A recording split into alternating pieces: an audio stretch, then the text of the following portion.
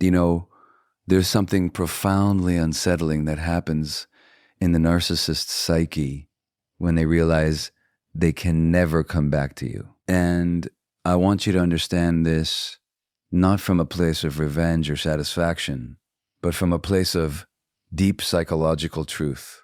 Because when you finally close that door permanently, when you block them, when you refuse to respond, when you build boundaries they cannot penetrate, something shifts in their internal world that is almost pathological in its intensity. You have become what we call, in psychological terms, a narcissistic injury.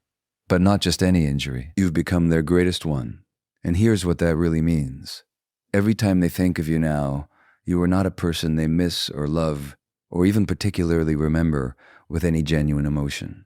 No, you are a mirror that reflects back to them their most terrifying truth, that they failed, that they lost control, that despite all their charm, their manipulation, their calculated moves, you slipped through their fingers and you're not coming back. This is intolerable to the narcissistic mind. You have to understand, the narcissist constructs their entire identity on a foundation of grandiosity, of being special, of being the one who controls the narrative, who discards others, who leaves when they choose to leave. Eternally of the country Elagafa, where all the magnificent but fragile palace, built on sand, and every person they control, every relationship they dominate, is another pillar supporting that structure. When you leave permanently, when you refuse to be hoovered back, you don't just remove a pillar, you become a wrecking ball to their entire constructed reality. And so they obsess.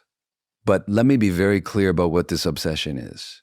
It is not love. It is not longing in any human sense that you or I would recognize.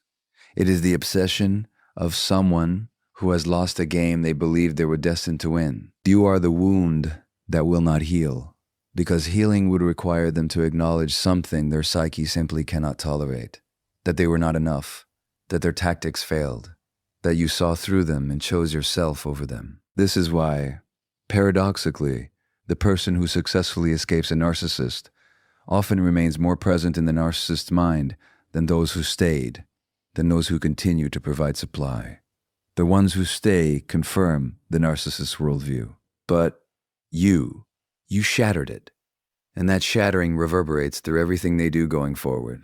You become the ghost that haunts their grandiosity, the question mark that undermines their certainty, the one who got away not because they were magnanimous enough to let you go, but because you were strong enough to leave. What they think about you then is not really about you at all. It's about them. It's about their ego's desperate attempt to metabolize a reality it cannot accept. They think about you the way someone thinks about a puzzle they couldn't solve, a battle they couldn't win, a narrative they couldn't control. And in that thinking, there is no empathy, no genuine reflection, no real human connection, only the cold calculation of a wounded ego trying to restore itself. The greatest power you hold is not in what they think of you, but in your refusal to let their thoughts define your reality. Because in the end, you are not their injury to carry. You are your own person to become. Now, let's talk about what happens in the narcissist's mind when they realize that their entire playbook, every manipulation tactic they've refined over years, every emotional button they learned to push, every guilt trip, every promise, every threat has suddenly become powerless. Because this is where the rage really lives. This is where their thoughts about you turn particularly venomous. You see, the narcissist operates through a very specific internal logic. They believe, at a core level, that they have a kind of master key to human psychology. Their lives studying people, not with empathy, but with the cold calculation of someone learning to pick locks. They know that if they apologize in just the right way, you'll soften. They know that if they threaten abandonment, you'll chase. They know that if they play the victim convincingly enough, you'll rescue them. This isn't love or connection. This is mechanics. They've turned human relationship into a predictable equation, and for most of their lives, that equation has worked. But then something shifts. You go no contact. Inning day, you block their number. You stop responding to the emails that used to make your heart race with anxiety. Time, you no longer react when they show up unannounced or reach out through mutual friends. And for the first time in their experience with you, the equation fails. The lock doesn't turn. The button they push produces no response. You have become immune. And this immunity, this is what enrages them beyond measure. Because understand, the narcissist's sense of power doesn't come from being loved. It comes from being effective. It comes from knowing that they can create an emotional response in you, that they can make you dance, that they can pull your strings whenever they choose. Material of the idea today, your immunity isn't just a personal rejection. It's an existential threat to their entire self-concept as someone who understands and controls human behavior. In their mind, you've done something that violates the fundamental rules of their universe. You've refused to play the game. And to the narcissist, this makes you dangerous. Not dangerous in any real sense, but dangerous to the carefully constructed illusion they need to survive. They think of you now as the opponent who somehow figured out their strategy, who stopped following the script, who looked behind the curtain and decided the wizard wasn't impressive at all. This is why they often become obsessed with finding new ways to reach you, new tactics to try, new mutual friends to manipulate.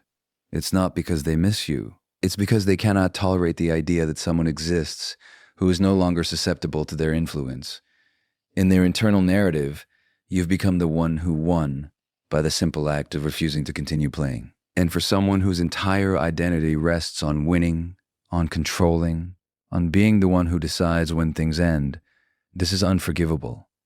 What they feel toward you is not the rage of a lover scorned. It's the rage of a chess master who realizes their opponent has simply stood up and walked away from the board. All their strategy, all their carefully planned moves, all their certainty about how the game would unfold, rendered completely meaningless by your willingness to stop participating. They rage not because they've lost you, but because you've demonstrated something they can never admit, that their power was always contingent on your participation. Your indifference is the greatest rebellion against their reign. And in that rebellion, you reclaim what was always yours, your own mind. But here's where it gets truly fascinating from a psychological standpoint, and perhaps most painful for those of you who've experienced this. The narcissist doesn't just move on from you. They actively reconstruct the entire history of your relationship in their mind. And I want you to understand that this isn't simply lying to others. This is something far more profound and disturbing. They are engaged in a process of psychological self-preservation that requires them to gaslight themselves. Think about what I'm saying here.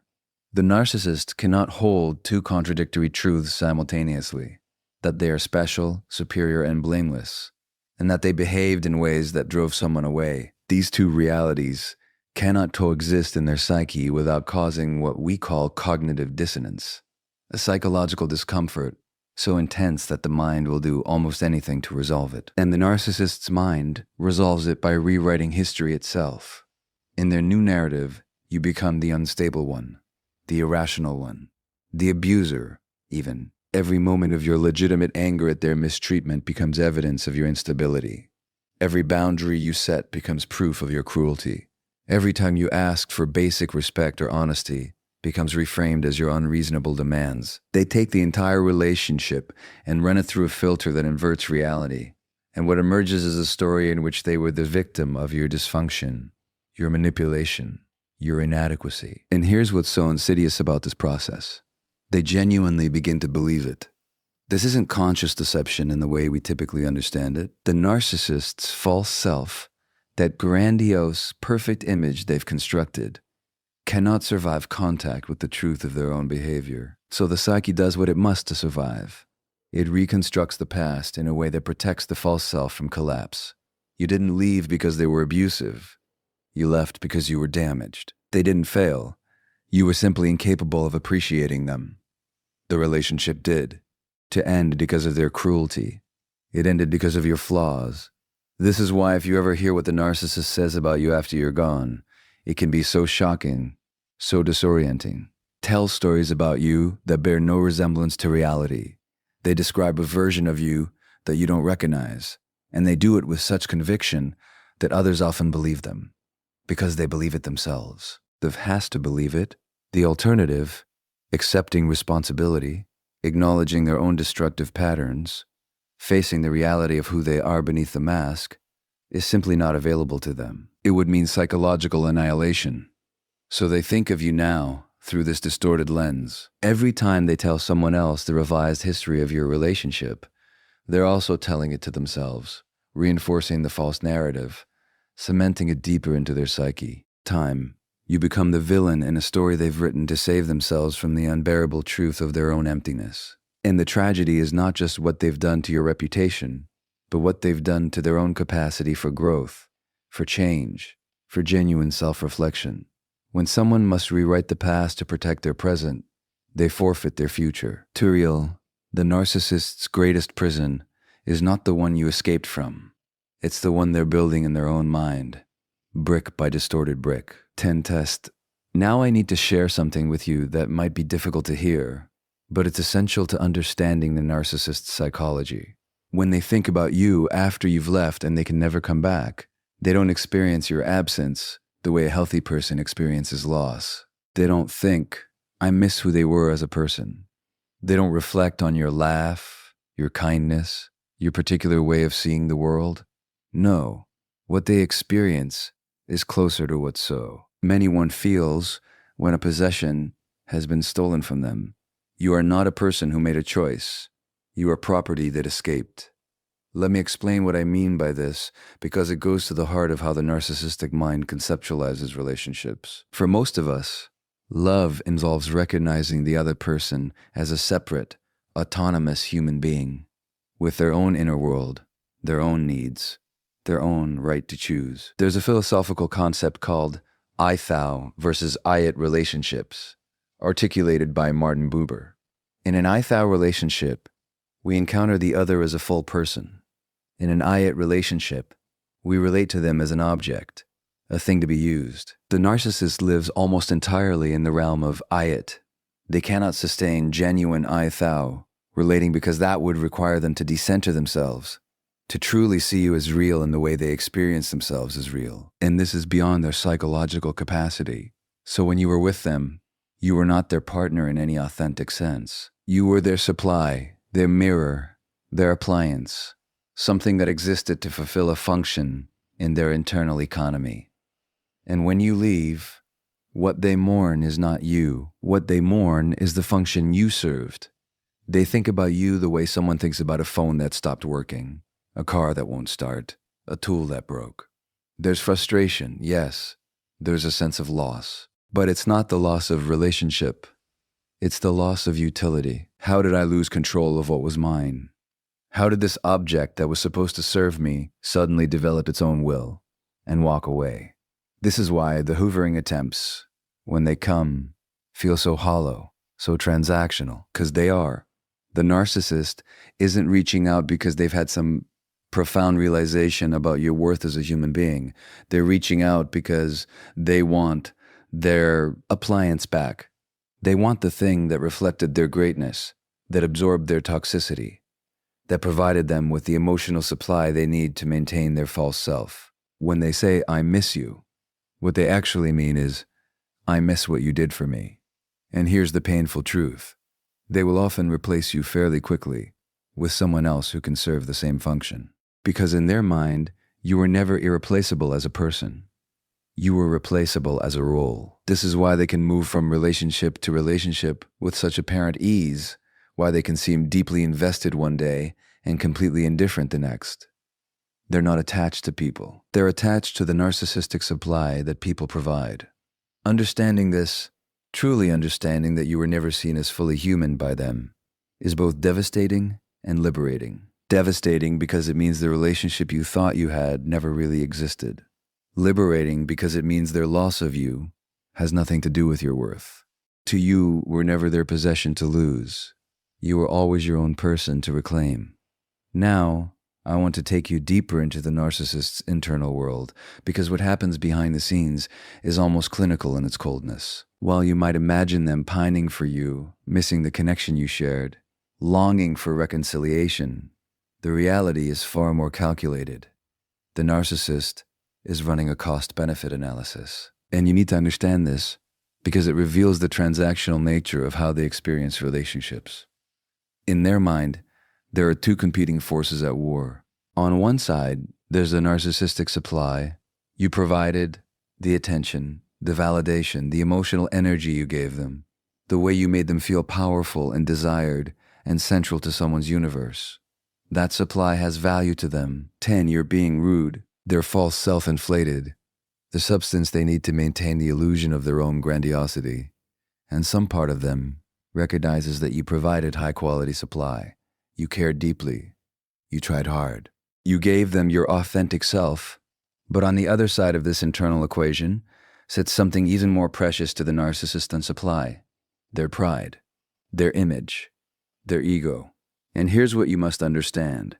When all doors are truly closed, when it becomes clear that getting you back would require them to humble themselves, to admit wrongdoing, to genuinely apologize, to show vulnerability, to acknowledge that they need you, the equation shifts decisively. For the narcissist, the cost of wounding their pride becomes greater than the value of the supply you provided. Because you see, there are always other sources of supply. There are always other people they can charm, manipulate, draw into their orbit. But their grandiose self-image, that's irreplaceable. That's the core of their entire psychological structure. To damage that by appearing desperate, by seeming like they need someone who rejected them, by showing up as anything less than superior and in control, this is a price they simply will not pay. So they make a calculation, often quite rapidly once they realize you're truly gone. They decide that you're not worth the ego damage. And this decision gets framed in their mind as their choice, their power move, their moment of discarding you. Even though you left them, even though you were the one who said no more, in their reconstructed narrative, they are now the ones choosing to walk away. They tell themselves, and anyone who will listen, that they could get you back if they wanted to. But they've decided you're not worth the effort. They've decided to let you go. They're being the bigger person by not pursuing you. This is the ultimate inversio. You exercised your power by leaving, and they reclaim a sense of power by pretending they're choosing not to pursue. And in this internal bargaining, you transition from being valuable supply to being an acceptable loss. Not because you actually lost value, but because claiming you're not worth it cost them less than admitting they can't have you would cost. What's most telling is how quickly this calculation happens once they realize all avenues back to you are truly closed. There's no prolonged mourning, no genuine grief process, just a rapid recalibration. If I can't have you on my terms, then I'll decide you weren't worth having at all. In the narcissist's economy of ego, pride will always be the currency they're unwilling to spend, even if it means losing everything else. But let me tell you what ultimately happens to you in the narcissist's mind once they've moved through their rage, their rewriting of history, and their wounded ego. You become something perhaps even more dehumanizing than anything that came before. You become data. You become a case study. You exist in their psyche not as a person they once claimed to love, but as a cautionary tale they tell themselves about what went wrong and how to avoid it happening again. This is the final and perhaps most chilling transformation of how they think about you, because at least in their rage, you were significant. At least in their obsession, you mattered in some twisted way. But now you've been reduced to a set of lessons learned, a strategic error to be corrected in their next relationship. They think of you the way a general thinks of a lost battle, not with emotion, but with cold analysis. What were the tactical mistakes? Where did the defenses fail? How can the approach be refined next time? And here's what that analysis sounds like in their internal world. They were too aware. Next time, I'll find someone more naive. Or they had too much support from friends. Next time, I'll isolate my target more effectively from the beginning. Or perhaps they developed too much self-worth. I'll be more consistent with the devaluation phase. You see, they're not reflecting on their own behavior with any genuine remorse or desire to change. They're troubleshooting a process that didn't yield the desired outcome. This is what we need to understand about the narcissist's relationship to other human beings. People are not ends in themselves. People are means to an end. That end being the maintenance of narcissistic supply, the feeding of the insatiable ego, the continued construction of the false self. And when a particular person no longer serves that function, when they escape or refuse to participate, they don't disappear from the narcissist's thoughts entirely. They become a reference point, a benchmark, a measuring stick for evaluating future supply sources. So when the narcissist enters a new relationship, you are there in the background of their calculations, not as someone missed or mourned, but as someone whose mistakes, by which I mean your healthy choices, your boundaries, your self-respect, they are determined not to allow in the next person. They're looking for someone who won't do what you did, someone who won't wake up, someone who won't leave, someone easier to control, easier to manipulate, easier to keep trapped in the cycle. And there's something profoundly sad about this, not for you, but for the narcissists themselves. Because this instrumental view of human beings means they never actually connect with anyone. They never grieve authentically. They never learn. They never grow. Each relationship is just another iteration of the same pattern, with slight modifications based on previous failures. They're running the same experiment over and over, changing minor variables, hoping for a different result, which is, of course, one definition of insanity. You are not a person in their narrative anymore. You're a chapter in their manual, a footnote in their ongoing research into how to more effectively extract what they need from human beings without those human beings realizing what's happening. It's clinical. It's cold. It's utterly devoid of anything we would recognize as love or genuine human connection. But here's what they'll never understand. You were never the experiment that failed. You were the consciousness that woke up and walked away from the laboratory entirely.